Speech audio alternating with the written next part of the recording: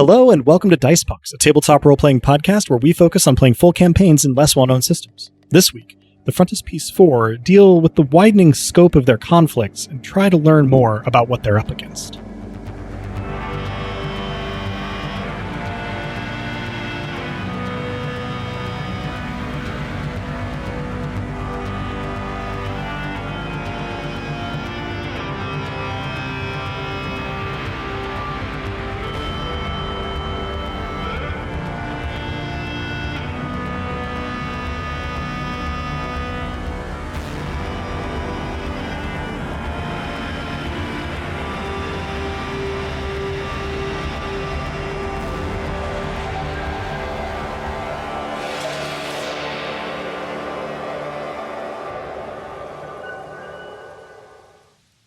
Hello and welcome. I'm Adam, your friendly neighborhood game master, and joining me are...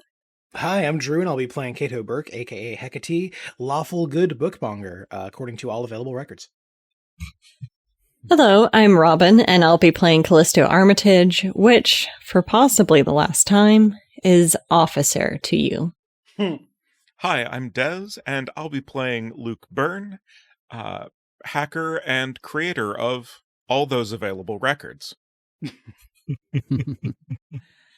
Hello, my name is Nick, and I'll be playing an android drone operator named Ing, and you can't stop me.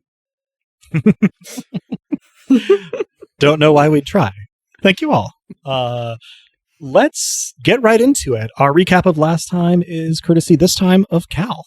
Take it away. I don't think I'll be seeing that damn shrink again, so I can't tell them that this whole thing might be working.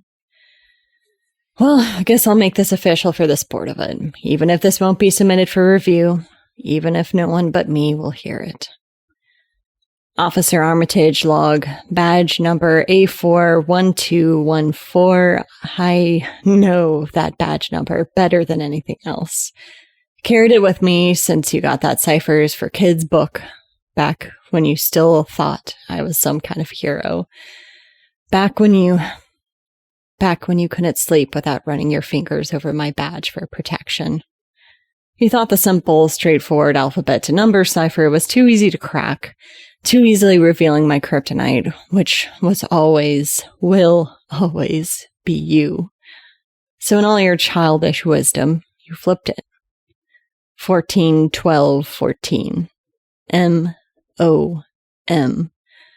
A reminder that this badge may be issued, be flashed to generate a sense of trust or fear, be pocketed, be turned in, be picked up again, but that other thing, what those numbers represent, it's permanent. Somehow more permanent than the stretch marks from when I carried you for 9 months, more permanent than the lines on my arms for carrying you for many years more, lost to the PSS enforced modifications. And burn in that terrible way that teens try to help but make it hurt, tells me that I'm no one's parent. I'm getting ahead of myself. We regrouped in the basement with Apatia. Ing was afraid, rattled, almost as bad as the night I found him. I don't know how to tell him that he wasn't the only one who caved to darker programming. He disassembled a tank and thankfully avoided getting caught in any records that Byrne couldn't erase, and I euthanized Lou. Unlike me, he saved lives and seems to have attracted Apatia's affections. I'm not sure if I fully approve yet, but I'd still take some terribly awkward homecoming photos if it came to that. I didn't have the heart to tell him or Cato what happened with Lou. Maybe I should leave that to Byrne. He makes it, and that know-it-all tone of voice, almost sounds sensible. I thought he'd hate me for it, for keeping the badge after what had happened, for seeking closure that will never come. I think some part of me wanted them all to hate me for it, for history to repeat itself, and for me to drive away those smart enough to leave me. But that's not what happened. The kid hugged me, and the world didn't end. Cato continued to serve as a wingman, Ing-man to Ing and Apatia, with pseudo-philosophical talks of disk partitions and DID. I almost regret calling them a naive optimist, though they're not exactly disproving it with their efforts either. I'm starting to realize that I might have to give the talk again. Surely there's a video or something I can put on a tablet and leave. Because it was only a matter of time before the basements were not safe, we departed to either the apartments to retrieve Hand or the frontispiece. Ing wants to have Hand replace one of his, and I support it, even though I don't fully get it. I left my family secure at the frontispiece to report back in and further conceal my crimes, so I missed the news coverage of the protest. IMX has officially taken over the PSS, enacting AI-driven security run by only 3 personnel. So this might be my last walk with a badge, and with some pretty critical augments. But those numbers, I'll carry them with me, whatever comes next for me. For us. I'm gonna need a second.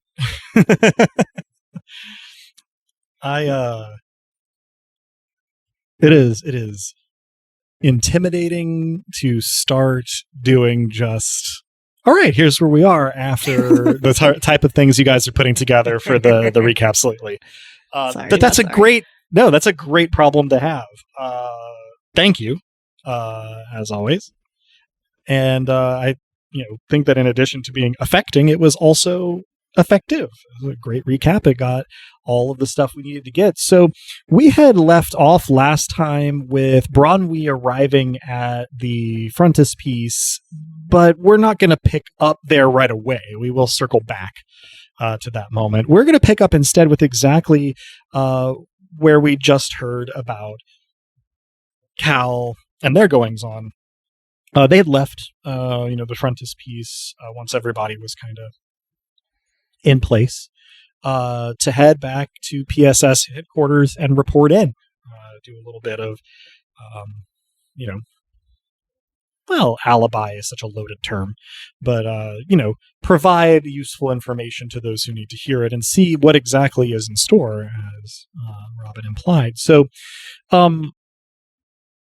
Cal, are there any steps you're taking other than the ones that just lead you across the portion of Selden District to PSS HQ?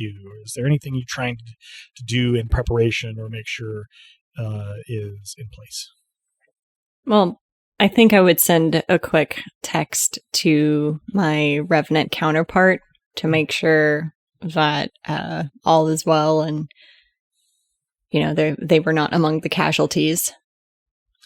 Yeah, you hear back very quickly. Tama reports that she herself not injured, little tear gassed, but nothing too serious. Helped to get some folks who were knocked around out of the square before things got really bad. And she ends her response with, let me know if we can bring this to whoever needs to have it brought to them. Winky face. I respond with a thumbs up emoji, and then after a beat, send thank you. We'll be in touch. The little grinning emoji comes back. Seems like Tama's in relatively high spirits for somebody who got tear gassed. It's impressive. It's been a minute in recording timeline since we had Tama meaningfully on screen. So I'll just remind our listeners that this is a person who, to look at her would be less fazed by most physical discomfort than most people. Looks can be deceiving sometimes, but the first thing we meaningfully saw Tama do was drive a tire iron, I think it was, through an IMX drone, so probably not misleading in her case. Just in case it's been as long for you, the listener, as it has for us, the players. Anything else, or are we ready to arrive at PSS HQ? I'll probably also send a text in hindsight to the group chat asking how I should check in once all is well at PSS, or what time frame is wise to assume it is not well? Chat?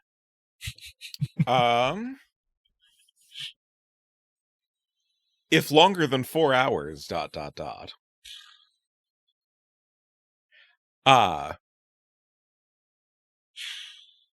Also, just check in by standard means.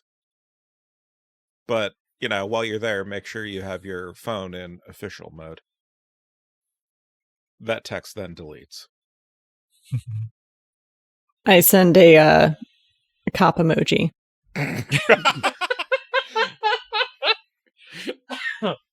3 pig emojis are the response.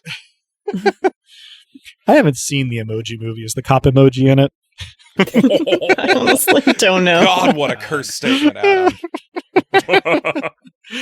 In my defense, my nephew really, really wanted to watch the Emoji Movie and spoiled each surprise for me as we went. She's actually a princess, he said excitedly.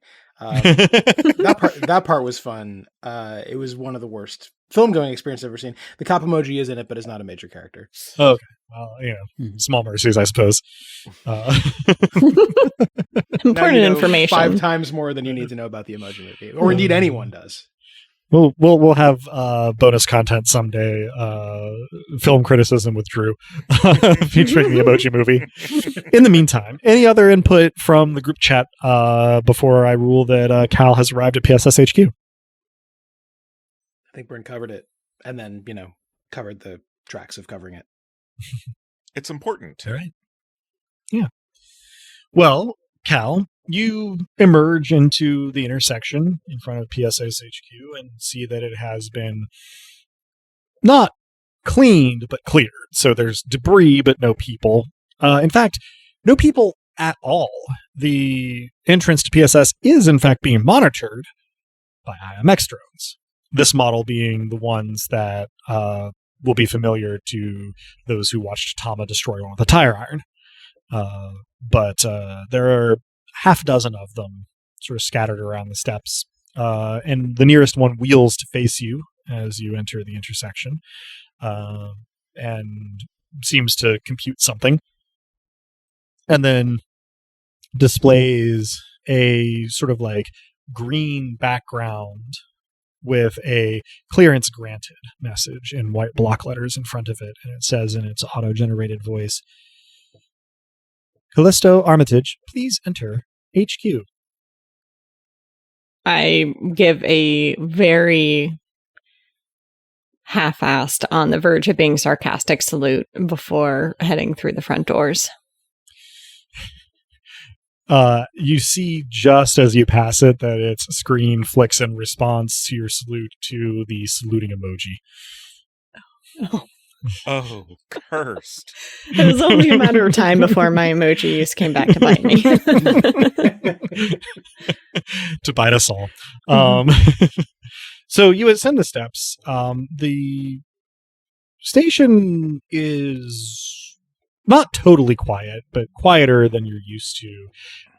And yet somehow not as quiet as some part of you expected it to be after everything that happened today. What activity there is all in sort of the front, not exactly a lobby, waiting area, processing area. Everything else is got the lights off and the little gate flaps closed.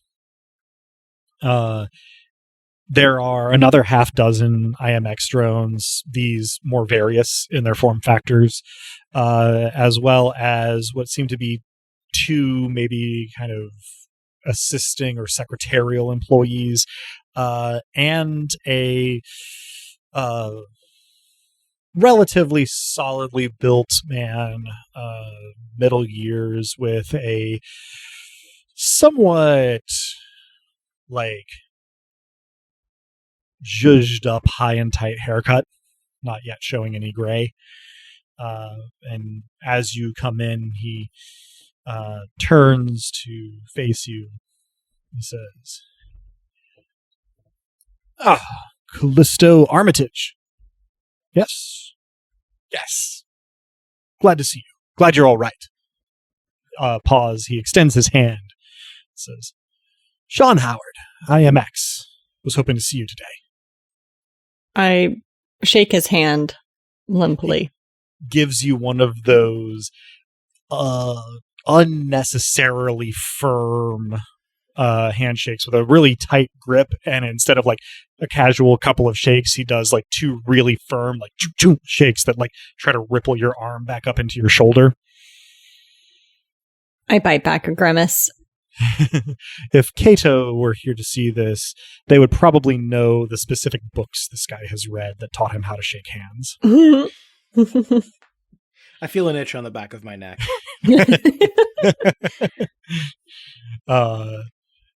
Releasing your hand, Sean Howard, just call me Sean, sort of sits back down behind what would have been sort of the reception desk before and says, "It's a real mess out there today, real mess, but we've got it under control now. How? I guess there's no delicate way to say this. I hope you weren't too close to Mr. Tupper. He didn't make it. He didn't make it? No, whoever lit up the station or one of their accomplices were still investigating. Well, they did a number on him. I was chasing them. Appeared to be an android with a katana, fancy LED lights. Pursued him through the basement until, unfortunately, they shook me. Raises an eyebrow at you. Give me just a second here.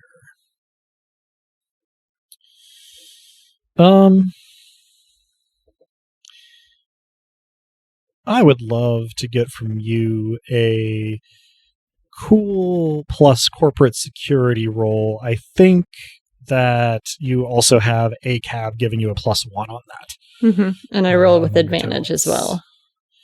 I'm sure you're correct. Can you remind me where that comes from? Ex-cop. Advantage in dealing with cops, and ex-cops are making deals with them. Okay. Yeah, I don't always have the category right on where I'm looking for. So I believe, though, that's going to be 2d6 plus 2 for cool, 2 for corporate security, 1 for ACAB, and then advantage. So 2d6 plus 5, plus and advantage. then take the 2 highest dice out of your 3. That was a lot more math than I was prepared to. I actually rolled a 4, a 3, and a 3, so I'm going to take the 4 and 3. Yeah. And then add 5 to that, so that would be 13. 12, I think. Oh, yes. 7 plus 5, yeah, 12. Yeah, sorry. You're fine. I said it was a lot of math, and I meant it. Well, the good news is that 10 million hit point planet is behind us. The ambivalent news is that flying circus is in front of us. I did really enjoy 10 million hit point planet, though. I think, I suspect that you could have soloed that planet. As the closest that we have on this podcast to a math gay. Probably. I have kept an eye out for future one-shots that are equally breakable. I love you for this, Drew. Yeah. So you give your accounting, your rundown, and Sean, Mr. Howard, you're not sure how you would prefer to be addressed at this point. Sort of leans back and goes, well, I guess that's a good lead. If you could point us to the entrance to the basement, let us know where you lost him. That would be, well, helpful. We do have camera, it would appear, of this particular figure fleeing the scene. Sean gives you like a considering look, and he says, we were supposed to make sure that all PSS equipment got checked in, as part of liquidation and stuff. But there's no way that it's all going to get accounted for. This has been too chaotic a day PSS has too much stuff out. So I think in light of the assistance that you're rendering here, we're going to dispense, if you're amenable to it, with the repossession of the augments, and all we'll really need is the badge, the uniform, the gun, and the taser. I don't have a taser, Adam. I stole it. He doesn't know that. It's not on my person. He doesn't know that. He is assuming that you have a taser. Got it. Yeah. I kind of shrug a shoulder, I guess, and pop my badge off, take my gun, do a show of taking out the magazine and clearing the chamber, and setting it on the receptionist little table, a little roughly. Mm-hmm. He nods, looks back up at you semi-expectantly. Never was assigned a taser. Oh. Wow. Sure, the records will show that. Not worried about it. If you got a locker, maybe, clear it out, change into some street clothes. We'll get you taken care of today. Yeah. Appreciate it. I'll go get my things. He gives you a brisk nod with an attempt at friendliness in it, and says, well, and I'll be right here to sort of finish your checkout, get the specifics, and, maybe look forward to a more informal ongoing relationship. He gives you another firm nod. Sounds good, Sean. Be right back. Gives you a real life thumbs up emoji. What manner of fucking ongoing relationship would you ever want to have with a cop who has fired you?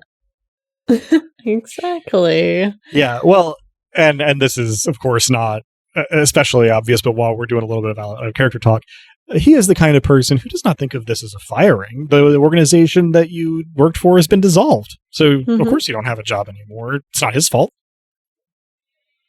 Truly an emoji who moves like a man.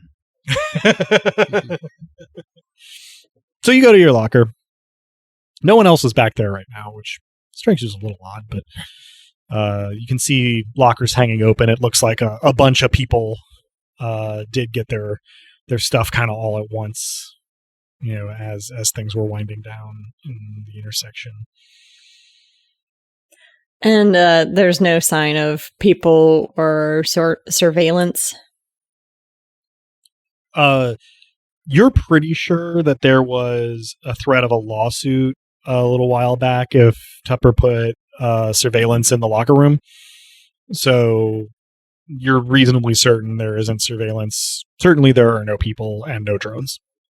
I start to slowly, I imagine I find a box and I start to slowly remove things from my locker, but with my free hand, keep the phone in there and text the group chat.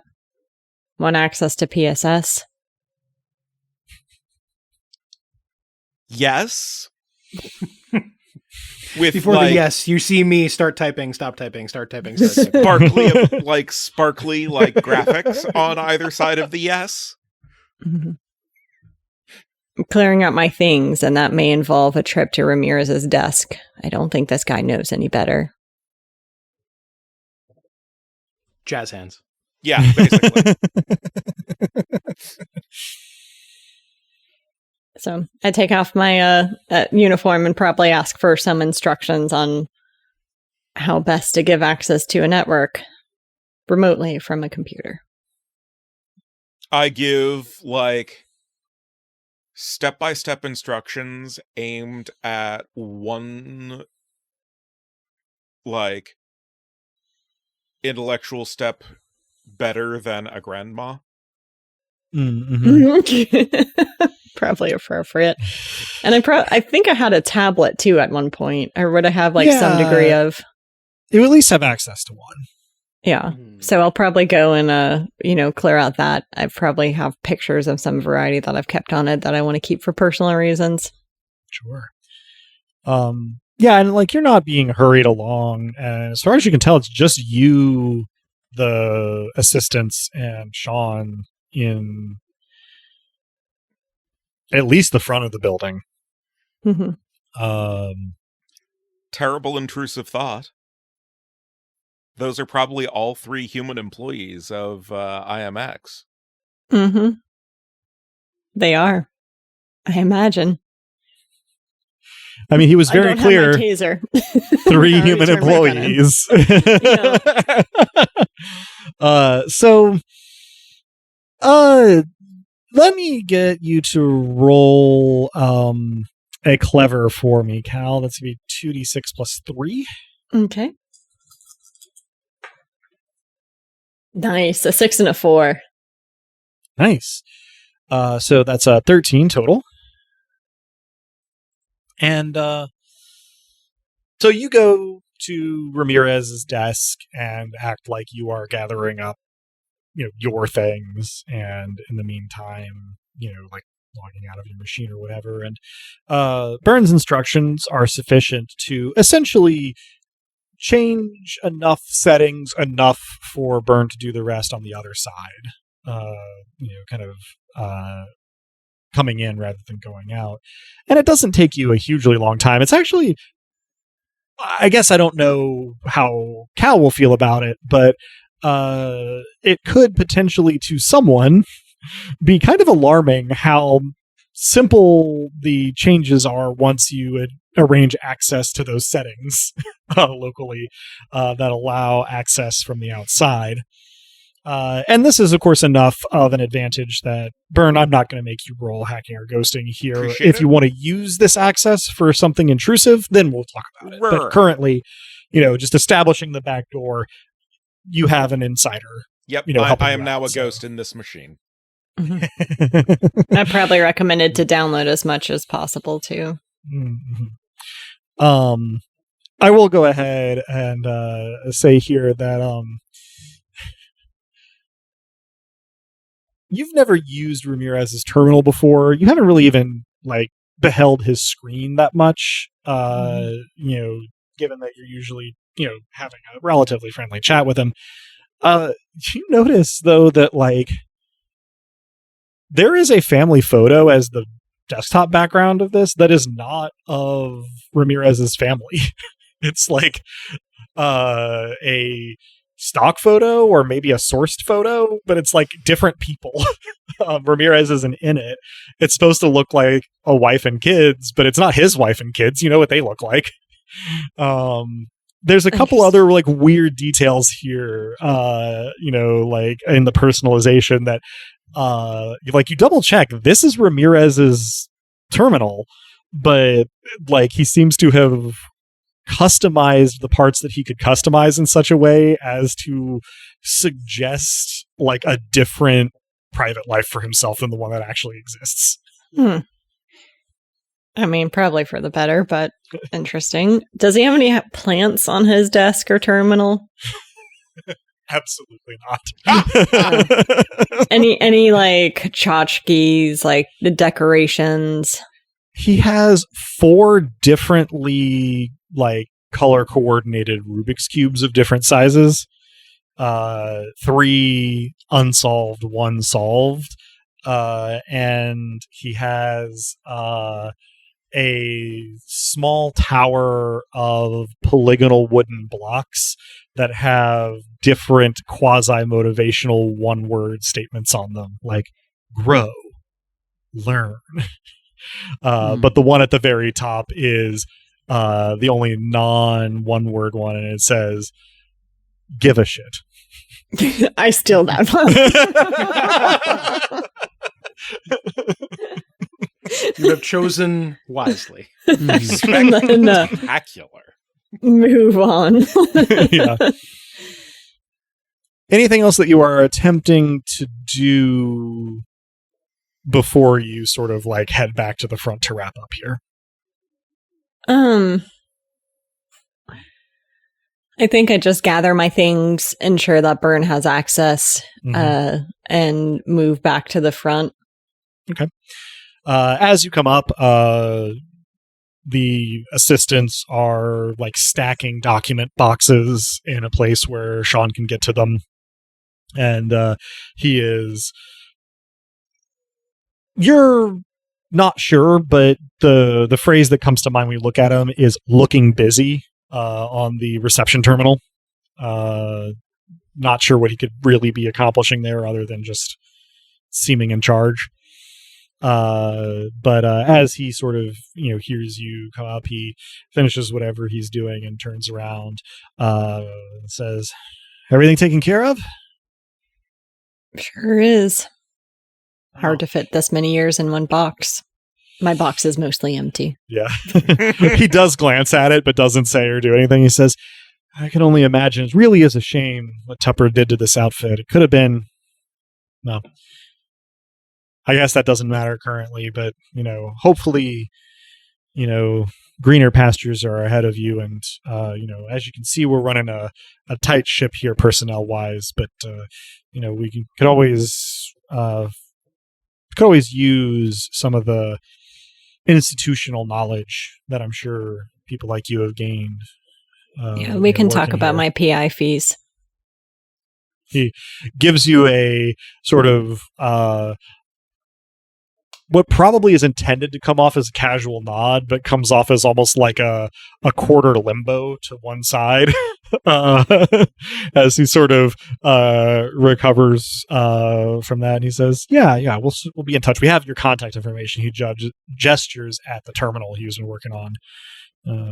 But first order of business, of course, is to regain control of the district, and then after that, to sort of assimilate the kind of PSS files and information.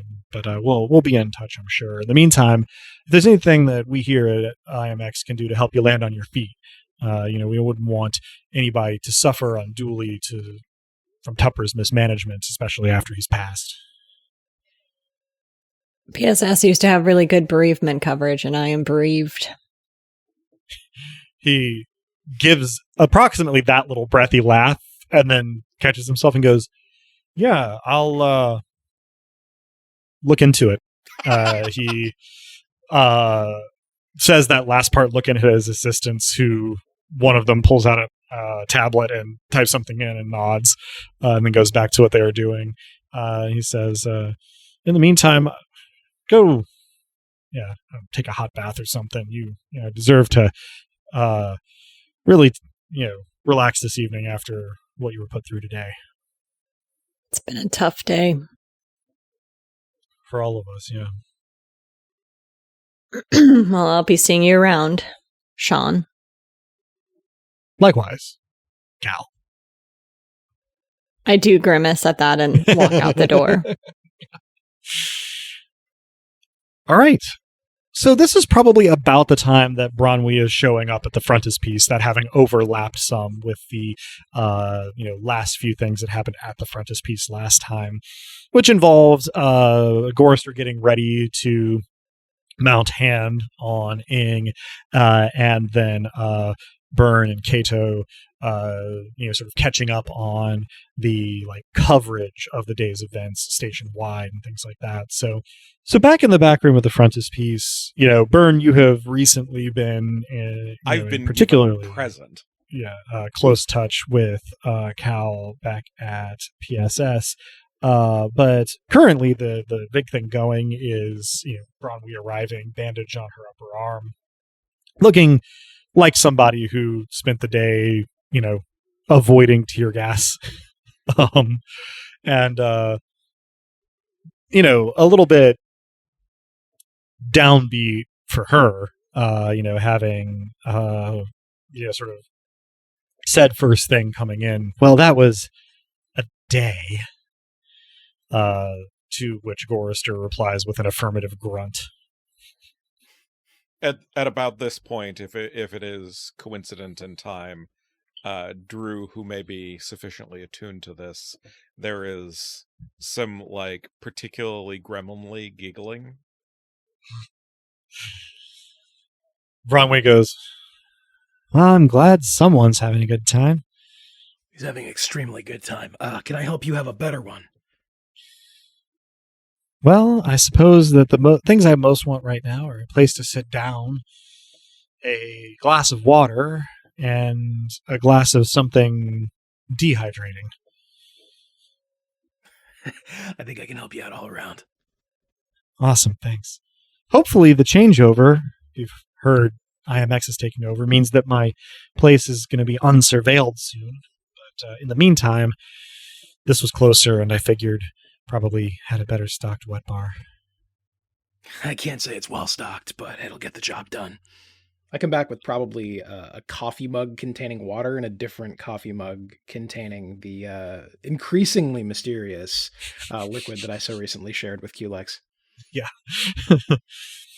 Bronwyn nods gratefully and takes a sip of the not water and then a sip of the water with a mug in each hand, sitting down on a surface that houses some of Gorister's work. He's not aware of it just now because he's absorbed with Ing and Apatia and what's going on over there. Now, he hasn't started this operation just yet. He explained to you kind of all the steps, and that for the first bit, especially until they can wire something else up, you're going to need to essentially infuse blood into the system from time to time to keep Hand healthy. Of course, yeah. These fleshy bits require care, and probably more so now that it's attached. Soon to be attached. I inquire to the Fixer Network through very secure channels as to where one can get blood, and I say that, yes, I can explain. Now, this isn't exactly a chat, but the effect of Several yes, I can people explain typing. is a bunch of people, one after the other, going, explain, explain, explain, explain, please explain, okay, explain, explain, explain. Some portion of my attention hereafter is devoted to me explaining. Sure, yeah.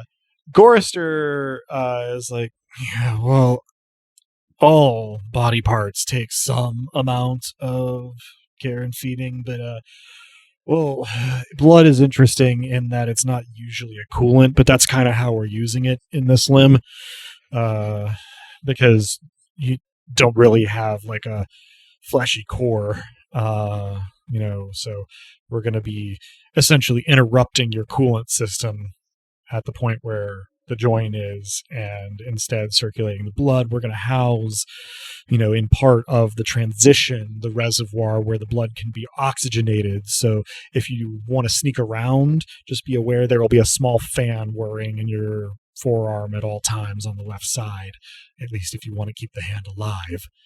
All right. How long can it go without the cooling if I need to go into stealth mode? He looks thoughtful, and Kato, if you're paying attention to this, I'm carefully sharing, but not sharing too much, so I'm definitely paying attention. I was taking notes as Gorister was going through all of that. Yeah, you reflect on the fact that yes, you did get him briefly enrolled in medical school, but it was only like 2 long weekends, so there's not a lot. There, and you're curious about this answer, and Gorister goes, minutes, I think, at best. All right. I don't know. I'll try sitting on my hand later and tell you, report back. Excellent. Flesh parts don't typically do great without blood flow. General rule. Yeah, and we're kind of winging it. The tissue is going to expect things like, I don't know, fucking platelets and shit that you're just not going to be able to produce. Fortunately, a lot of the station's blood supply actually comes from synthetic blood. It's kind of pricey, but less pricey than getting it hauled up from Earth. And there are donors here, but not at the scale that we would need to keep hospitals supplied. So we'll see what we can do, certainly, but you're going to have to come in pretty frequently just for checkups for a little while. Hope you don't mind. He glares at Kato. Hey, we're kind of in uncharted territory here, but it's exciting. This then over to Bronwyn. We've got a new project. She nods slowly and says, yeah, I see. I'm not sure. Recover. I will explain when and only when you want me to. She nods again. She says, I am curious. I'm also a little disturbed. Trying not to make assumptions. But, fiction is powerful, and it doesn't like this sort of thing very much. But that's a reflection of society. And I don't like society that much, so It's kind of the point. keep an This is open pretty mind. much the conclusion I'm assuming all the best people are going to come to. And if you're concerned, it was ethically sourced, farm to fist. Also, pipes up a speaker. I think this makes you a vampire. The blood must flow. Gorister shakes his head and goes, well, it makes your left hand a vampire anyway. The left hand of the Prince of Dark. I don't know. If only we knew someone who'd be impressed by this premise. If only. I wiggle my eyebrows, adding like Groucho Marx. If you're close enough, you can hear a server sound as you wiggle your eyebrows. Did not hear that when you did that on camera just a moment ago. Hopefully it's on my track. Oh, no. I heard yours, but when Drew genuinely did the eyebrows, I did not hear the servos. Oh, okay, good. I'm sorry. I think what I could accomplish in real life with servos.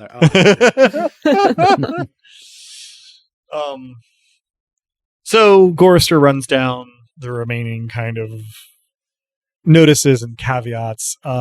Apatia, for her part, is like locked in on this process. She's sort of staring very avidly at hand, where it is set to one side, awaiting transplantation. And one of her legs is kind of like bouncing jitterily in nervous and excited energy. Cal, where are you headed after you leave PSS HQ? That's a great question. Because I'm deciding how bad to be. I am likely going to take a circuitous route and head back to the frontispiece. However, as a player, I'm curious about how PSS handled the distribution of their vehicles.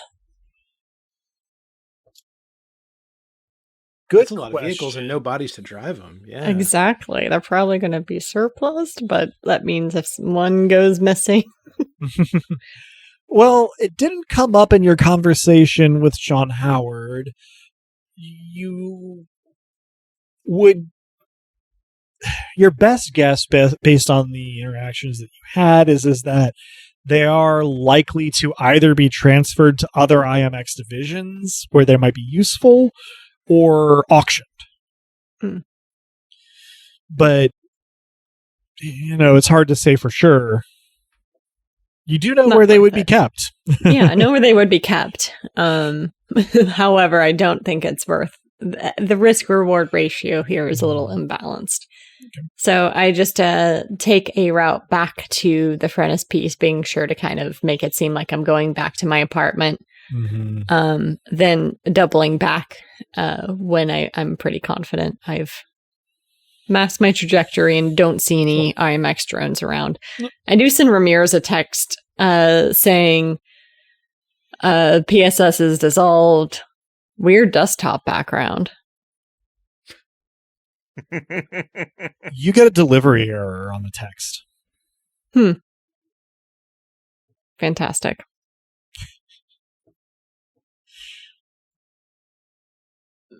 Go back to the frontispiece. Sure.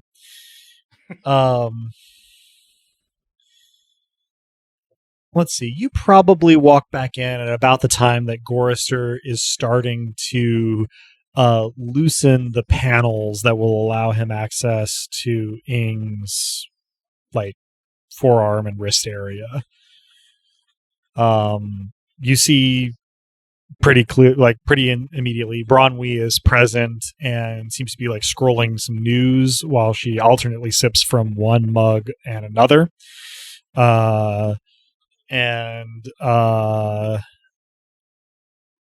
Apatia is sort of watching everything Gorister is doing very avidly.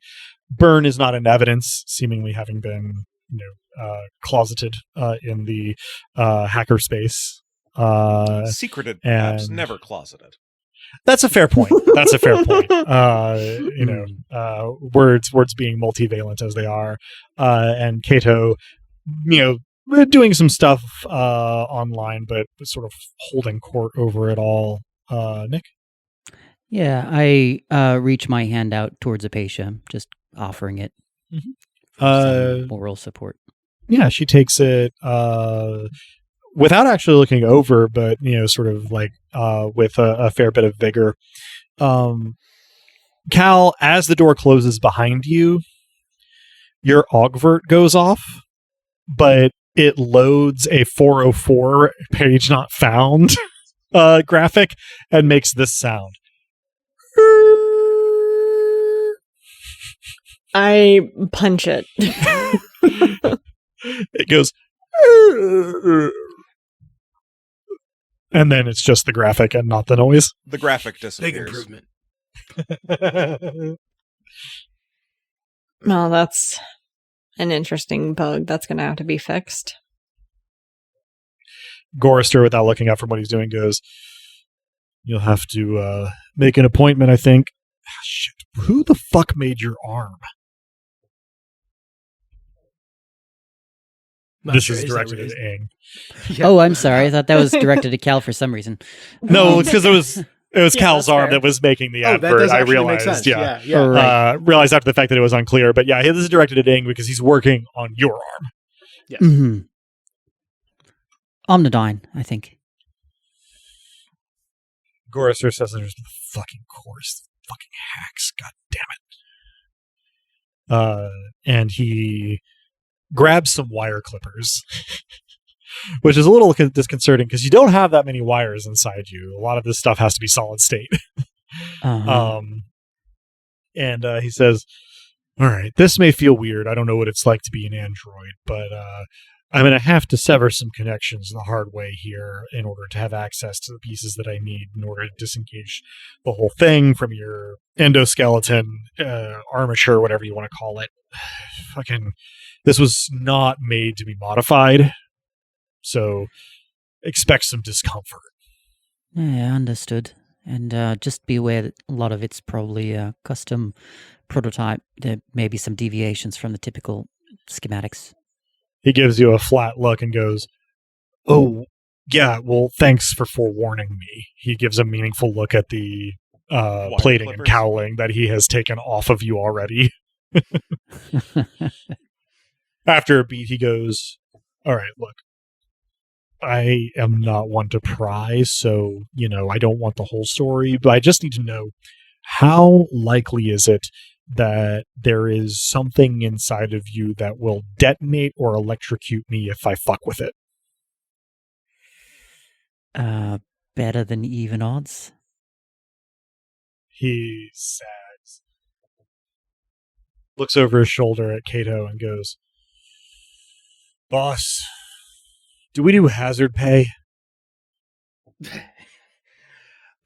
For you today, yeah. Cool. Bronwyn looks up and goes, "What the fuck is he doing?" It's Was really the not. Yeah, go for it. Sorry. Was the procedure not said in front of Bronwyn what was about to happen? Most of it, no. I mean, I think she gets the general idea that there's a part replacement going on for an organic part. Just that does not then entail that there would be explosions or electrocutions on the table. Because keep in mind, I don't know how long it's been since we had this on air, but Bronwyn, her main gig is designing and at least partly fabricating augmented parts. Mm-hmm. Yeah, I think I'm going to remain silent at that and look elsewhere. Apatia picks up the slack then, looks at Bronwyn and goes, "Oh, well, Ing is very unique. And it's possible that someone at some point wanted to safeguard that uniqueness." And she pats the back of your hand with the one that's not holding it. Ing nods. That is excellent phrasing. Yeah. Bronwyn looks a little nonplussed and says, Look, I promise I'm not a mad scientist, or a mad spiritualist for that matter, but if you're willing, I would love to just rummage around, in your design for a little bit. I'd try to make it worth your time, but I don't have that much money, so just, I guess, know that going into it. I'll consider that. She nods. More than fair. She polishes off the non-water mug and sets it down on Gorister's workbench to of indrawn breath from Gorister, and then starts sipping from her water mug as she sort of seems to relax fully for the first time since she entered. This state of affairs is going to be ongoing for a while. This is going to be an hours-long project for Gorister, and Bronwyn is very much in recovery mode. So I imagine that we're going to get some of Byrne exploiting that backdoor into PSS very shortly, but if there's anything else that we're going to be getting up to in the meantime... In addition to making sure the mugs are filled and all of that, to the degree that Bronwyn wants them to be, I've definitely been checking in and seeing if anybody in the Fixer network... I should say I've explained the basics. You know how when you put a mechanical part into an organic body, there's new maintenance to learn. What about the opposite of that? And sort of felt out what people's reactions might be. I imagine some are rather negative. Those who are amenable to a real conversation. Yeah, I'm sure pure confusion is on there. But this is a group where nobody's going to go blabbing. They may simply think I'm a weirdo, which to be fair, low-key is not a problem for me. Yeah, to be fair, you have... Yeah. Worked somewhat hard at establishing your reputation as a weirdo with this group. I was going to say I wouldn't mind a bit, if I'm perfectly honest with myself. So that all being said, if someone planned to DM me and or whatever and talk about where one gets blood, synthetic or organic, I would be eagerly awaiting such a missive. The first response almost just like 30 seconds after the general conversation kind of wraps up. I figure I view this as being functionally, in terms of interface on your end, an IRC chat room, but like technologically, it is actually kind of asynchronous. Not everybody is seeing what everybody else is saying. Mm-hmm. Some are, some aren't. Like the different little like overlapping groups, sort of have like an alchemy to them. You're used to navigating it. I'm not going to try to represent it on air because it would be laborious and pointless. But yeah, it is asynchronous and sort of like overlapping circles of messages would be the way I would put it. But the first truly like direct message you get only maybe 30 seconds after the sort of general clamor dies down.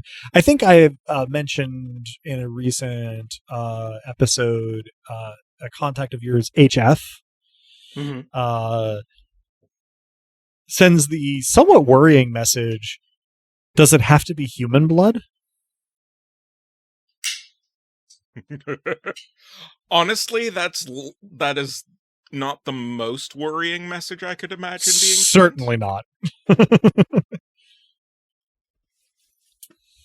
I think when I can find an opportune moment, I do ask Gorister this to the degree that he knows, since he rattled off a whole lot. If it can be synthetic blood, presumably it doesn't have to be human blood. But then again, synthetic blood is synthesized to simulate human blood. So I asked the question. He finishes what he's doing, sits up, turns and looks at you and goes... What I ask, I should add, I call him Doc. Please continue. So, okay, he puts down his tool, he sighs loudly, and then turns and looks at you. And he says, the closer to human blood it is, the better. It would need to be, at the very least, mammalian blood, preferably primate blood. Very helpful. Thanks, Doc. He goes, and goes back to what he was doing. Yeah, I convey this in the chat that human or something that functions identically to human would be ideal, and establish the hierarchy thereafter if that's not doable. HF responds with a little frowny face and says, too bad reptile blood won't work. Let's put a pin in that for I honestly can't tell you when, but thanks anyway. Now Adam must engineer a scenario later in the campaign. Must is a really strong word. Has the grand opportunity to. Much better, much better. Sanguinated iguana.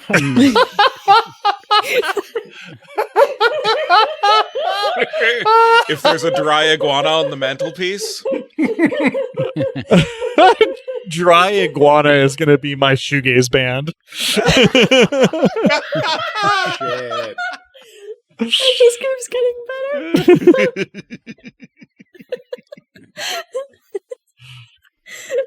Assuming that all the messages I get are about that helpful, we can probably move on to the Yeah, you don't get anything enormously more helpful than that in the near term. Okay. Is what I'll say here. Both in and out of character, though, I'm quite entertained. Cal. I am doing what can only be termed as brooding in the corner of the frontispiece. I am making it a productive brooding session. I have my phone out. I'm messaging Ramirez on every contact line that I have, including his wife's number. And then also going back to browse Hunter, since that is, I need money eventually. Allegedly. So the only Ramirez related number that just bounces is his personal cell that you had been messaging before. But the other numbers of contacts, like his wife, people, close to him, those messages do go through, but you don't get responses in anything resembling a timely fashion. I guess this is my way of saying I will let you know if and when you get a response to one of these. In terms of browsing bacon, actually, are you browsing just bacon or are you browsing Hunter in general? Yes, good catch. I am browsing bacon and looking to see if any particular cases tickle my fancy. Sure. I mean, we talked about a couple of PSS folk that were on there, and now they're former PSS folks, so that's kind of tempting. Otherwise, it's a little frustrating. The listings currently are heavily weighted to the other end of the station by where government buildings are. There seems to be maybe kind of a ongoing issue with security forces in that area, separate from what you've mostly been working with here. But, a hunting trip out that way could pay dividends. The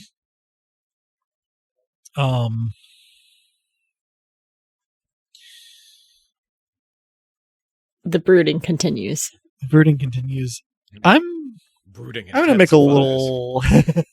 I'll make a little roll for myself here very quickly, just to entertain myself for exactly what you find here. You are just timely enough in checking bacon to see a listing that was put up about 90 minutes ago for Lou Tupper get taken down. Which gives you, a brief bitter chuckle. Damn. If only I'd known. Could have made some cash off of it. To be fair, at that timeline, Tupper probably died about 20 minutes before the listing was put up. So, it's fuzzy. In a better world than this one. Would be very funny if it had been put up by the android assassin.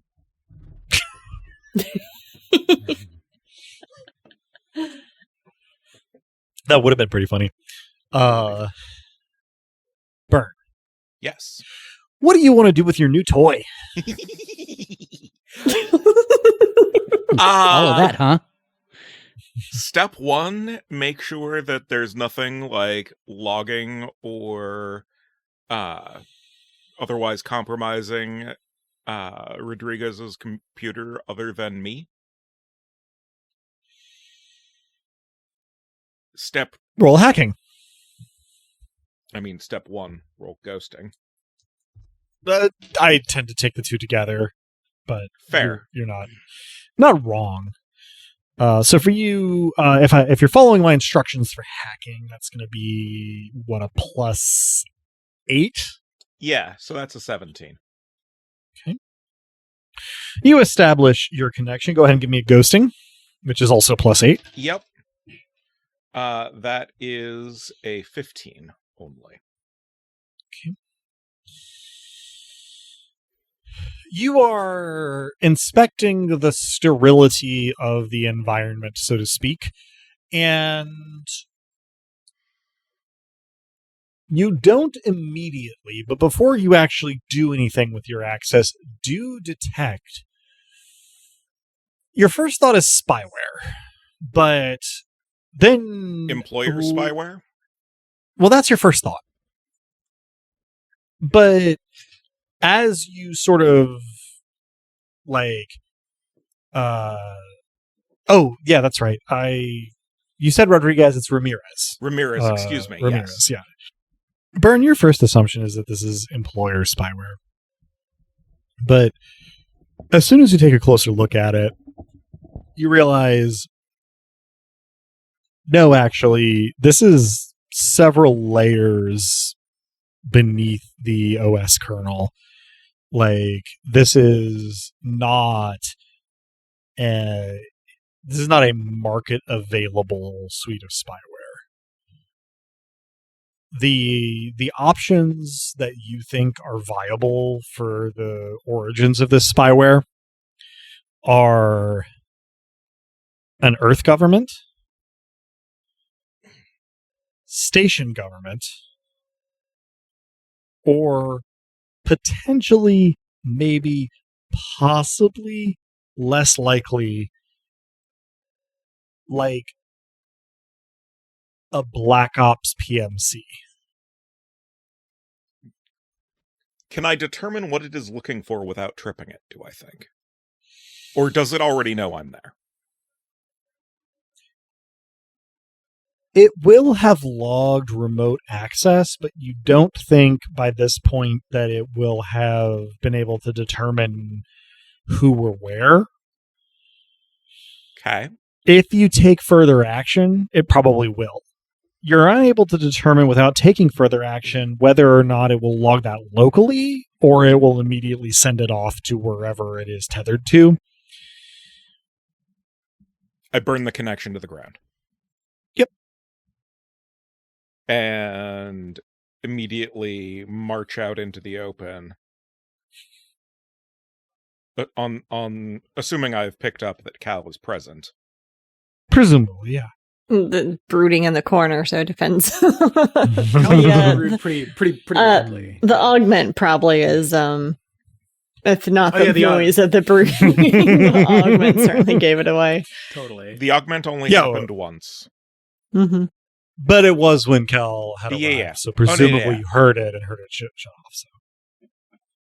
Or shut it off. That was what I meant by it only happened once. Mm-hmm. But fair. There is government-level spyware on that man's computer. Like, not IMX, probably not even Black Ops PMC, like full station or Earth government spyware. Huh. Shit. Well, that explains a lot.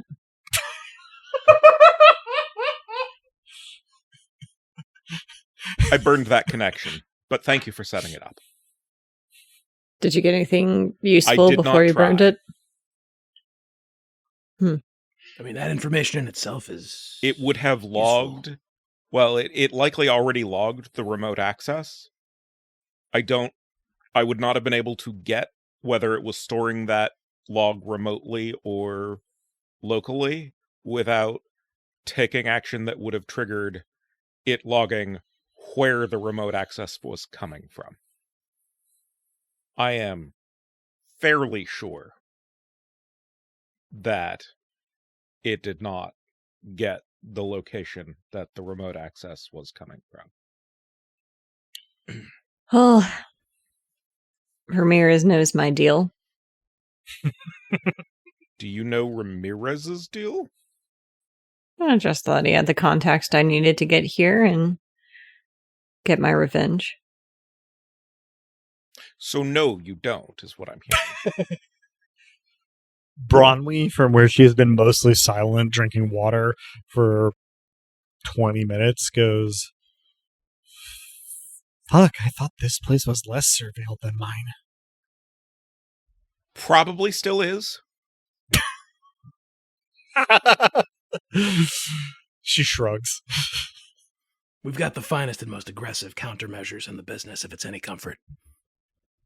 No, A little. we don't, because you won't let me put lasers in the walls.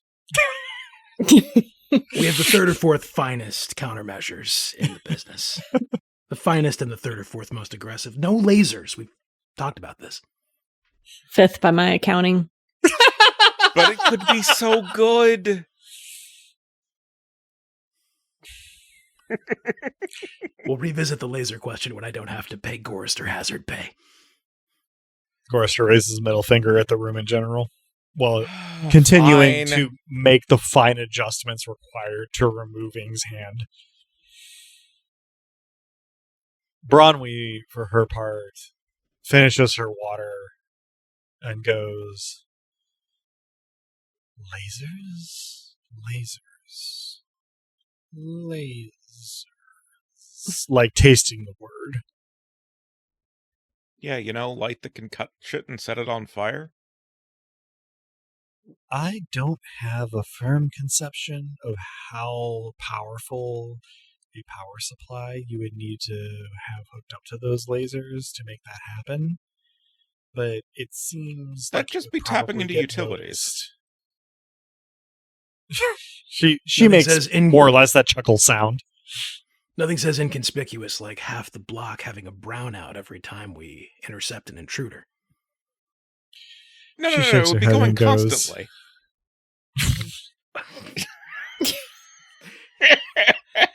I face palm aggressively in the corner before pulling out my phone and continuing to browse.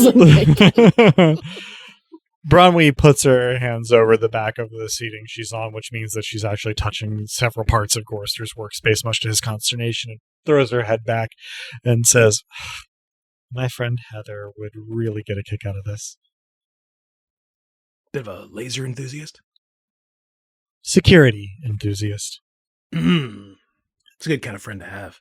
Bronwyn looks around and says, "Nobody's recording this, right?" And she gives a meaningful look at Byrne. Not if you can set up an introduction. She chuckles. She goes, maybe. She considers for a moment, looks into her empty brandy mug and holds it out to Cato. Sorry. Brandy-esque mug and holds it out to Cato. Brandy or something. It returns filled in short order. Mm-hmm. She takes a swig of it and goes, "Look, Heather runs a... Smuggling is an ugly word, but I can't think of a better one because I've been drinking. A reptile procurement system on station." I was wondering if it was the H lady. She's real interested in security. She seems to have many interests. They all That's seem an to accurate revolve around description. reptiles. Also an accurate description. As this conversation is occurring, I move and put the give a shit block on the front desk.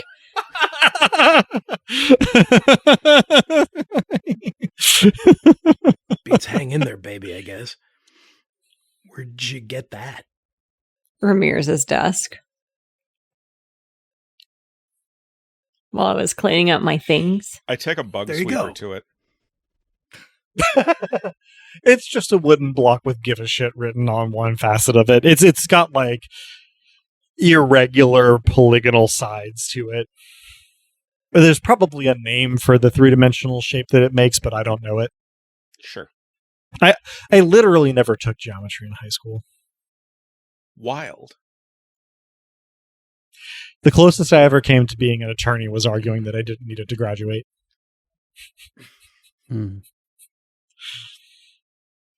How to tell that you're a humanities kid. Hey now. Very true. My legal education started with the humanities. Also very true. This is absolutely not a dig at the humanities, just that, finding a linguistics-based way to avoid taking math is, not Strong. in the pocket. Yeah. I would like to move to vote to bring someone else in the fold. Ramirez? No. We're going to need some more muscle, I think. I thought Our mutual friend, I look at Byrne, might be an asset. Agreed. Her name's Tama. She has civilian military experience. Already assisted with some of the drones out front. Specifically, the drone out front.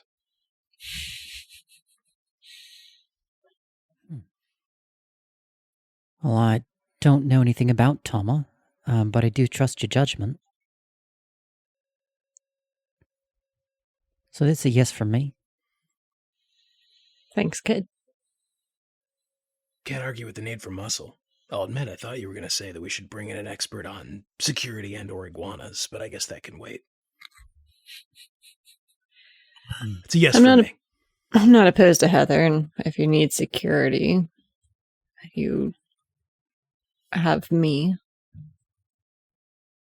Look, we're probably going to end up fighting. I'd also like to avoid fighting as much as we can, and not just for the same reasons as Ing, but because we can't win against, everyone. True. So, we're in agreement then? It's fine to call Tama here? Yeah. Bronwyn somewhat buzzedly goes, Is she hot?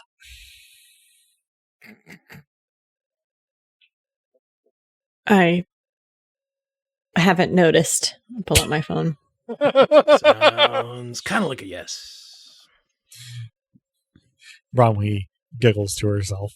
By this point, Ing, and to the degree that it's worth addressing with someone who doesn't have an independent player here, Apatia, Gorister has finally finished disconnecting the mechanical left forearm.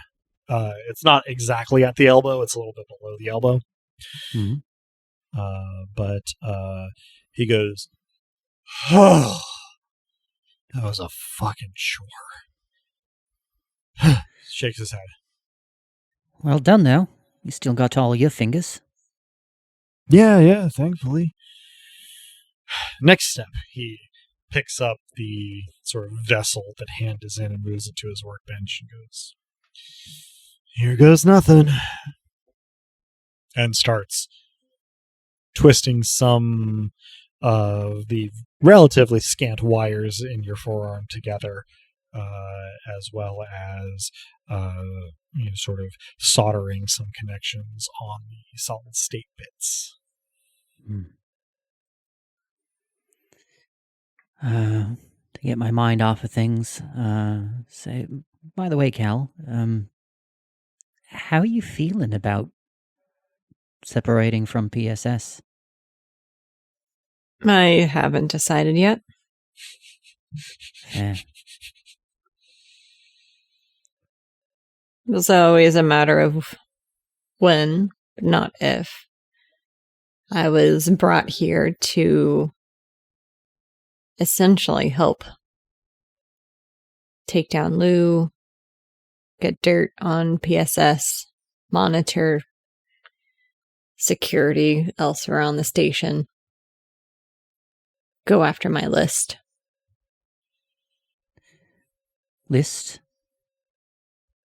Everyone who had a hand in Maddie. Oh. Cal is being offered a mug.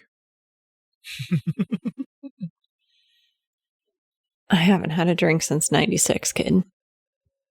Fair enough. Come to I think of hand it back. We never really discussed it. Didn't mean to. Sorry. It's all right. I appreciate the thought. I could use a drink, but I probably shouldn't. Yeah, things have been going pretty good since 96, so I can see why you would want to mess with success. I say this with what is hopefully a friendly smirk. I missed the last part because I was too busy laughing. Yeah, I didn't hear it either. Wouldn't want to mess with success. Yeah. I sip from the mug and give what is, I hope, a very friendly smirk. I look like I might want to glare in your direction, but realize you almost see the words naive optimism flash across the back of my eyes. And then I choose to go gentle on you and not glare in your direction. I choose to believe that we are bonding. I like to pretend that you grinned even more widely at that belief. 100%. Yeah, the smile spreads. Yeah. The corner of my mouth quirks up a little bit. I look at the hand that's still connected and seem surprised for a moment that's still holding Apacia's hand. Disentangle it and reach out for a mug and say, "This brandish, it's the gazpacho of liquors. You don't microwave it at all." He's becoming very cultured very quickly. Yes, indeed. A mug is produced. Yeah, these are probably mismatched mugs. This one is a G-pole mug from some class or other. Gorister intercepts the mug and puts it in your other hand and goes, "Don't move it." So, clarification, other Yes. hand. So I was reaching out with the hand that's not been messed with. My understanding from the specification that it was the hand holding Apacia's was that it was the hand that was being messed with. So if that's He my was misunderstanding, surprised. apologies. He was shocked gotcha, he was still gotcha. holding her hand. Yeah, so hand that's being severed Yes. is free and has been free. I was reaching out to Apacia with the other hand for emotional Gotcha. support. My understanding was that Apacia would have been more inclined to hold the hand that was being severed. So, Oh, wow. That's dark. I like it. yeah. Well, that's Apacia for you. Yes. Glad to get the clarification. I love Gorister picturing her comment face turning retracted. from support to disappointment to support again when she realizes which hand you're offering. Like that's So yes, you Amazing. reach out for the mug and taste some brandy-esque as Gorister works on the other hand. Licorice, yeah. It is structurally still connected, but it is disconnected from anything that would allow your motor functions. I see. Yeah. And so Okay. Gorister is currently working to disconnect the sort of more static elements without just cutting anything. I see. Thank you. Yeah, so it's not yet severed. Yeah, it is Yes, it is. disconnected from your perception and from any functionality, but it is not totally detached yet. Yep. Okay. I do at some point text Talma coordinates to the back door of the frontispiece. Okay. So the last message you had from Tama was the salute emoji. You text Tama coordinates for the back door of the frontispiece, and you get 3 salute emojis. Adorable. I also send the whatever contact numbers I have of Ramirez's that are not bouncing. I send some sort of government really with a pondering emoji. No immediate response, but we'll follow up when appropriate. It is at about this point that Gorster finally finishes detaching the last bit of structural anchoring on your hand, Ing, and breathes a huge sigh of relief at not having been electrocuted or exploded in the process. I congratulate him on his luck. He glances over his shoulder at you and goes, "Fuck you, this is all skill." Puts the hand on his workbench. Sure thing, Doc.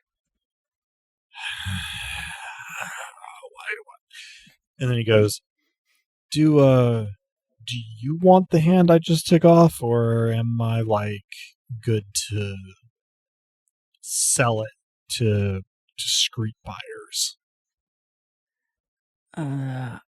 I think that a resale will be in order. Just not quite sure the forum to do that just yet. So I'm interested in your network, where you sell it. It's a very strange feeling. Yeah, I can imagine. Are you sure you don't want to hang on to it? Just because it's your hand. I mean, it doesn't seem like something we should sell. Yeah. It's also a unique construction. Could attract attention. I mean, if we were trying to get what it's worth, we'd want it to attract attention. The hand that took down Kumiko. But that might attract unhelpful attention, too. Bronwyn goes, "Wait, what?" Nothing. I look down and away. She looks from Burn to Ing, from Ing to Burn, from Burn to Gorster, and goes, "Right, never mind." Thank you. Thought we already voted her in, but yeah, never mind. I look to Ing on that. This one's definitely up to Ing. I reluctantly nod. I give a summary, and I make it mercifully short for Ing's benefit. Yeah. She goes, "Holy fuck." I say I'd like to shake your hand, but she nods at the workbench where it's sitting right now. Says, "I guess I'll have to do that a little later." Yeah, I'd rather not talk about it. Fair enough. No. Don't want to put you in a weird position. But, for what it's worth, thanks for stopping it. Yeah, it's not something that I'm proud of. I'm glad for the result, I suppose, but violence is something that I'd hope to leave behind. She nods slowly. She says, "I can respect that. But, hopefully we'll be able to talk about it at some point. In the meantime, take your time." Gorster goes, "This is all very sweet, but are you ready to start the next stage, or do you want to, I don't know what it's like not to have, muscles per se, but do you want to, get up and shake loose before we get into the next part?"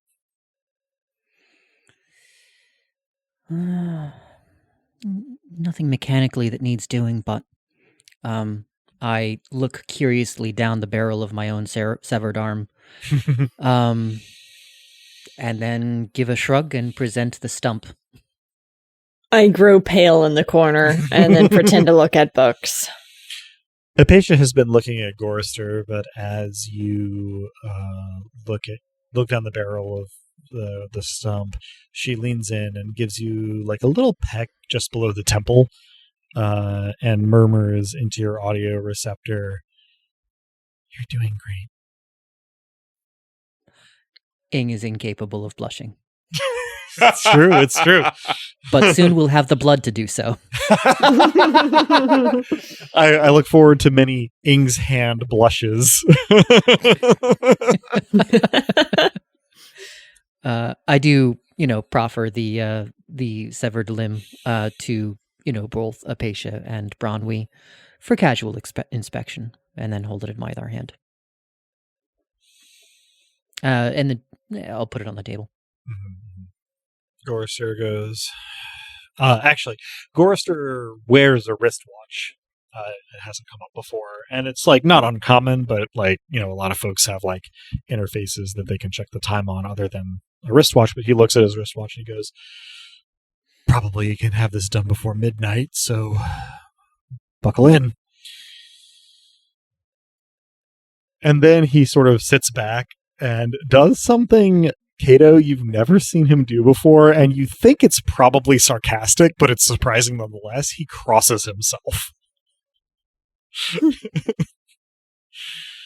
And then he leans back in, grabs hand, and moves it to his workspace as he gets ready to fix it onto Ing.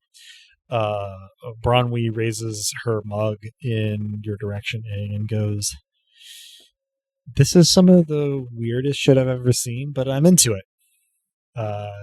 And Apatia looks at Bronwy and goes, "I know, right?"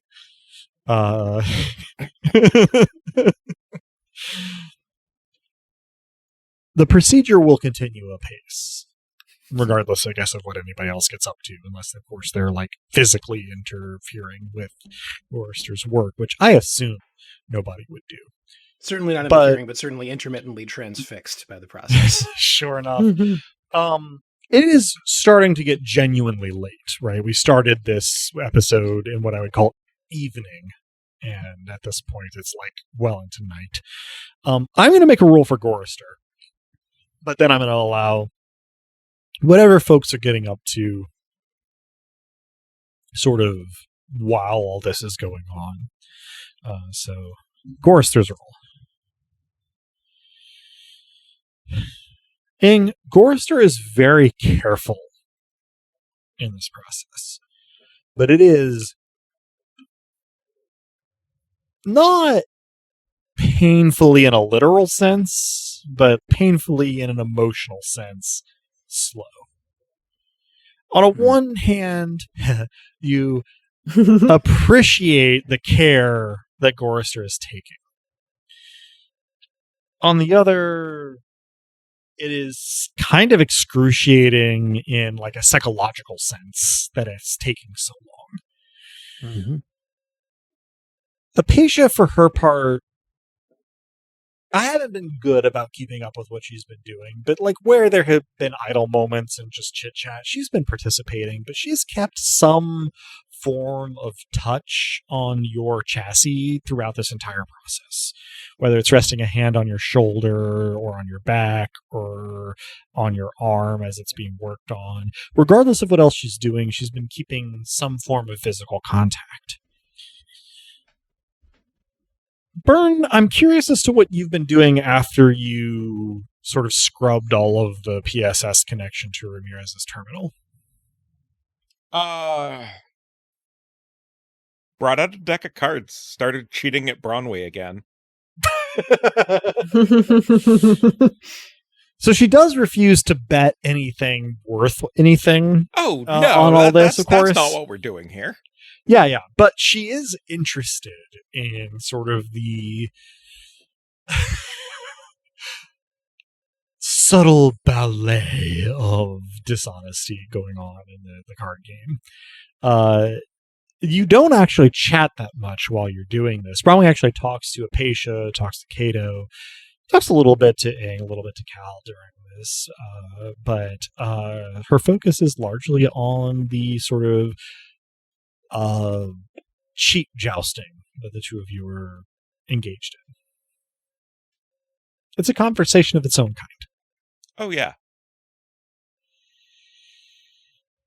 Cato, how about you?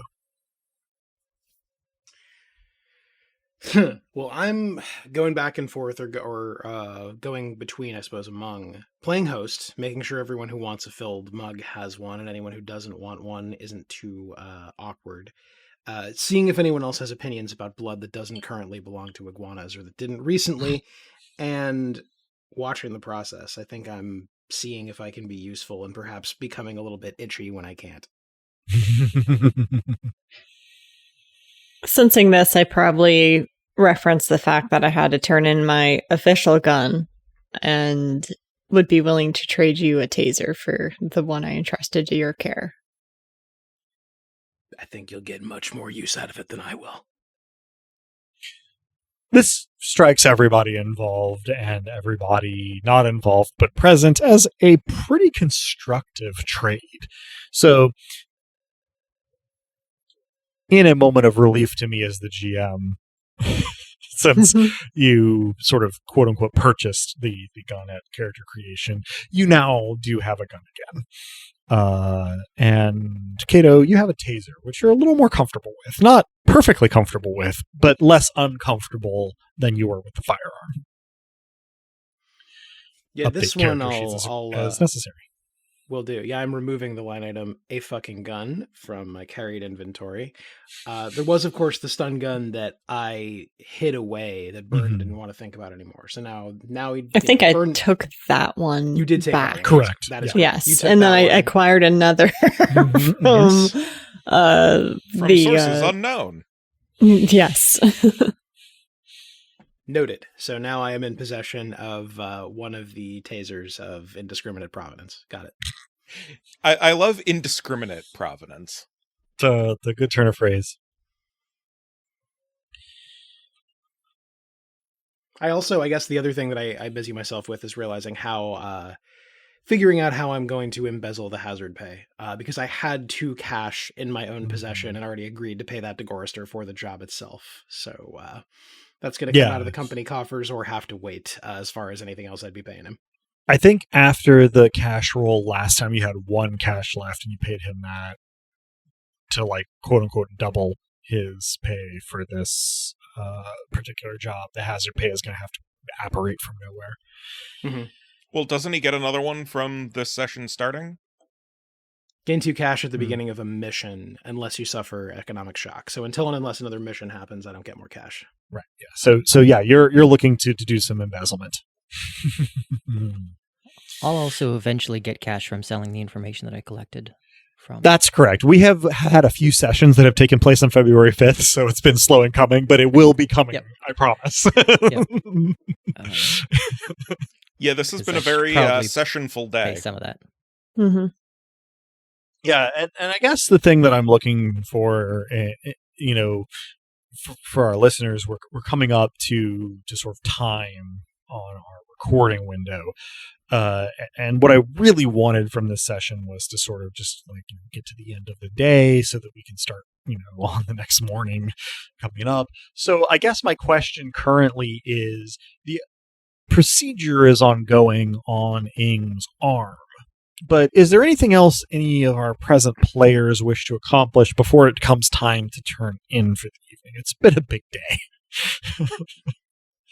I probably check in with Ing, pull my chair up next to I guess, wherever the procedure is occurring, and gradually nod off, arms crossed. Typical repose of a security officer on duty, but dozing.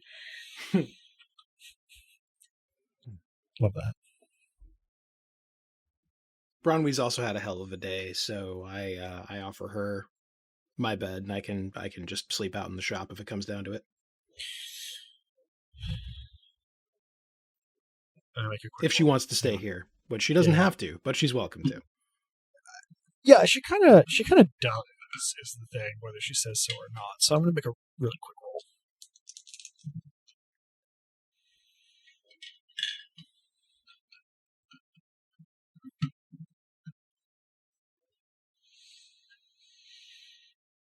In responding to your offer of a place to stay, Bronwy sort of considers for a bit and then goes, I don't want to, I guess, assume or anything, but I think I'd like to stay here. I think I'd like to stay with you if that's okay. I don't want to kick you out of anything, and I don't want anything in particular. I just, company would be nice. And I mean, she's saying this where everybody who's in the back room can hear it. She's not being coy. Yeah, that's fine. You're welcome. And look, no pressure, no obligation, no nothing. Just whatever you need. She nods. She says, yeah, I think just, after the day I've had, company would be nice. We have plenty of that, as you may have noticed. She smirks and she goes, yeah, that's one of the things I like about this place. I start to snore. Suspiciously. I tell Broadway that I am recording the snoring. Broadway gives you a sort of small, low down thumbs up. So I think when time comes to retire, Bronwyn and I just sort of make myself available for conversation or whatever, and follow her lead. Yeah, she accompanies you to your room, and the two of you lay down on your bed and chat for a bit before nodding off. Mm-hmm. Ing, it takes a while, but your new hand is eventually affixed, and Gorister sort of keeps you from moving it once the procedure is totally finished and says, hey, look, if you can do your maintenance cycle here in this posture, that would be great for your new addition. But, I don't know what it's like to be an android, so, I guess you get to decide, but, it's going to be getting used to its new context for a couple of days. Yeah, it's not normally a problem for me to stay exactly still, but I'm different now than I was at the beginning of this day. Ain't that the truth? So if the flesh can sit still, so can I. He nods. He says, look, I'm going to go home. But he sighs like he's kind of in pain. He goes, but I'm going to leave you with my cell number so that if something happens, you can let me know. Look, I know you're not used to having meat, so something happening in this case, you're not getting nerve transmissions from it yet. That's going to be a separate step a little later on. But if you notice any leakage or the pallor of the skin changing dramatically, that's a reason to call me. Okay? Yeah, absolutely. I'm used to caring for it in its vase, but, He goes, yeah, thank you. Yeah. Sleep well. Man, I probably won't, but I'll try. He stands up and sort of cracks his back a little bit and shakes his head and goes, I want this to work. So I'm going to regret saying this, but call me any time of day or night and we'll figure it out. Somehow. He waves to you and gives sort of a little two-finger salute to Apatia, who has kind of been falling asleep where she's sitting, but sits up and goes, and gives a bright wave to Gorister as he leaves. Anybody else have anything else before bedtime? I'm At some busy point- sawing logs. Yeah, fair enough. Yeah, At some point in bedtime the night, already I accomplished vaguely- over there. Yeah. At some point in the night, I vaguely sort of wake up and remember to transfer some money into Gorister's account, and how I'm going to make that look okay in the books is a problem for tomorrow me. I go back to sleep. All right. If there's any specific burn you're trying to get up to before turning in. Possibly vaguely looking into what the fuck that software was, but Yeah. I would have to do so in a fashion designed to not attract attention from the makers of the software, and that's going to be a whole fucking thing. Fair enough. We're going to rule that that's an ongoing project. Yeah. partway through it when you decide to turn in. Cool. So You may hear my voice echoing in your memory annoyingly saying that the puzzle will still be there tomorrow and you'll do better with sleep. So I feel like that's as good a point as any for us to wind down this session. We had a couple of really eventful ones prior to this, so sort of, a session where everybody sort of settles in, figures out, catches up, feels appropriate. So it's not exciting in the way that some of our cliffhangers are, but that's honestly a good thing, given that I sometimes force cliffhangers. And this is where we'll end our session of Dice Punks for this time. That concludes this session of Dice Punks. Thanks for joining us. I hope our players and listeners enjoyed it as much as I did, and that you'll all join us again next time. If you're hearing us now, then you probably know where to listen to this, but we can be found almost any place one can listen to podcasts, as well as on the wider web at dicepunks.com, and on Tumblr and Blue Sky as at Dicepunks. With that, I think we're ready to say farewell, so say goodbye to the kind folks at home, players. Thanks for listening. May you and your iguanas have exactly as much blood as needed. I appreciate you listening, everyone. Do you know who your friends are texting and what spyware they're keeping on their computer? Thanks for listening, folks. And if you can, make sure that your computer is not surveilled. Thanks for listening, folks. And I realize that I'm a bit late to this conversation, but can 100 adult men help one silverback gorilla find love again? Tune in to the Silverback Bachelor to find out. And as the poet once said, I try to keep my eyes open. I am realizing this life and death are more precious than anything. Beloved listeners, thank you for tuning in. Stick around through the admin stuff for a G-Pole campus safety briefing with Officer Armitage. The music in this episode, Augment or Die, is by Emerson, Boatwright, and our very own bookmogger, Drew. Check out their other work at the link in the show notes. Editing and our rad new cover art was done by Joanne, who's appeared in the podcast now and again. Check out her other work around the internet, where she goes by Anything So's. Site design and graphics for dicepunks.com are by the one and only Officer Armitage Robin. Hardwired Island is by Paul Machevic, Freya Erlingsdottir, and Minerva McJonda. You can find Hardwired Island at etten.h.io/hardwiredisland. Links to the system and authors can be found in the Punk Room More section of our website, dicepunks.com. Thank you so much for listening. If you liked what you heard, that's reward enough on its own, but if you're so inclined, you can help us out by rating and reviewing us wherever you listen to us, telling your friends who you think would like us to give us a listen, and even by heading over to our Patreon at patreon.com/dicepunks. We have fun rewards available for backers, including Patreon-only Discord and access to the Dice Peaks after show for episodes 1.1 and following. Regardless, we hope you'll tune in again, and until then, remember, subtlety is for cowards.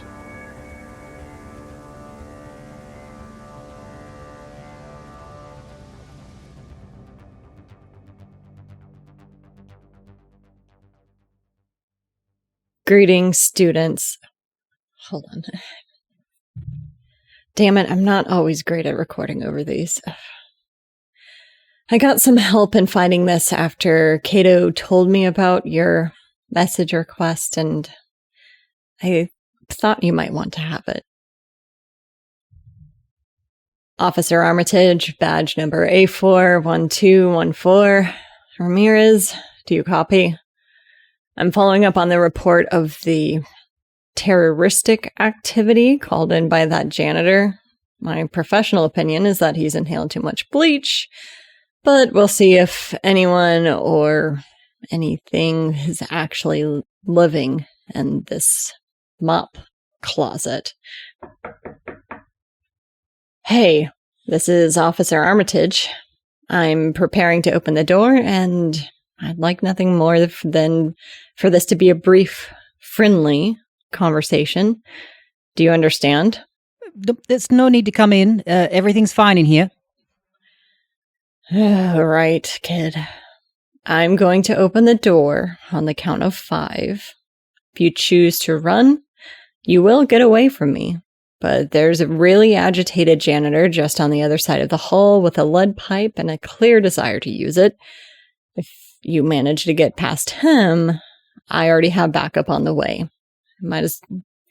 I might be as cuddly as a cactus, but at least I'm kinder than those racists playing dress up in their daddy's clothes. All that to say that I'm your best bet if you want to head home with just a verbal warning. Got it? Okay, you can come in, but just don't be mad. This was just a misunderstanding. Good. Okay. On the count of 5. 1, 2, 3, you're coming in. Oh, Christ on a cracker, what happened in here? Wonder if the janitor's angry. Why don't you step out of all of that and tell me why you're here with a scorpion? Ugh, how many drones did you bring with you? Yeah, I got turned around looking for my metaphysics class. It starts tomorrow, and I didn't want to get lost on the first day, and ended up here. The janitor walked in and was pretty surprised and pretty angry. And then he turned the water on, I guess to flush out the robot, he said. I think maybe he must not have realized I'm an android. I'm sentient, I'm not a robot. I'm just worried the water is getting into the circuits of all my friends here. A student, right? All right, well, let's protect your circuits, I guess. What's your name and what dorm do they have you in? Yeah, Ing, and, I'm in the freshman dorms, just in the freshman dorms. Oh, The new one, Hargis? I heard it's nice. Yeah, that's the one, Haggis. So here's what we're going to do. You're going to cross your hands behind your back, and I'll make it look like you're wearing handcuffs. The janitor won't notice, but it'll keep him on his high horse and off my ass. I'll say I'm walking you back to the station, but I will get you to Hargis instead, give you a talk on being on campus buildings after hours, and brush this off as a misunderstanding. Deal? Okay. Deal. All right. Not a word to the janitor. He called you in for terroristic activity. Don't give him a reason to follow up on that with my superiors. All right, here we go. Yeah. You're right, sir. A real live one here. I'm taking him back to the station for questioning. PSS will be in touch if we need anything else. For whatever reason, there's a burst pipe down there that you might want to see to sooner rather than later, unless you want all the labs flooded. Okay, kid. You can relax a bit. Which way to Hargis? It's over this way. I know the way from here, now that I'm oriented. Don't worry about me, officer, and thank you. That's funny. There's no dorms that way. And there's not a Hargis Hall either. Made that up off the top of my head. I know a kid that's running scared when I see one. So, my apartment is that way. I've got clothes that should fit you and towels too. This whole wet kitten thing you've got going on is killing me. We'll get you cleaned up, work on an actually passable story. You can leave after that, or you can hunker down until the heat dies down. Oh, thank you. I genuinely don't know what to say. Things haven't been very friendly around here. It's nice to run into someone nice. Wouldn't call myself nice. I said your name is Ing, kid. You can call me Cal. Cal. Nice to meet you. I'd say it's nice to meet you, Ing, but I'm not even supposed to be working right now. Tupper called me in. Just don't expect this to be a permanent arrangement, all right? I hope you got a laugh out of that last bit, Ing. Not a permanent arrangement, my ass. I don't know if whoever made you will ever respond with your birthday. But at least you have this date and a time and a choice of what to celebrate. Jeez. I know I'm not good at this. I keep secrets because I have to, but I'm trying to get better. And I'm trying to be more like you and choose peace, but I'm not good at that either. So, if you want to celebrate the day we saved each other, because that's the truth, kid, we can make it a thing each year. I'll even buy you a cupcake with a candle on it. Hell, I'll sing to you if you ask nice enough. May not always seem like it, but I care about you. I think I might actually love you and the rest of those bookstore nerds. Why should your creators, your parents, matter when we have that? When we have each other? I'll probably delete this and record something not disgustingly sappy tomorrow.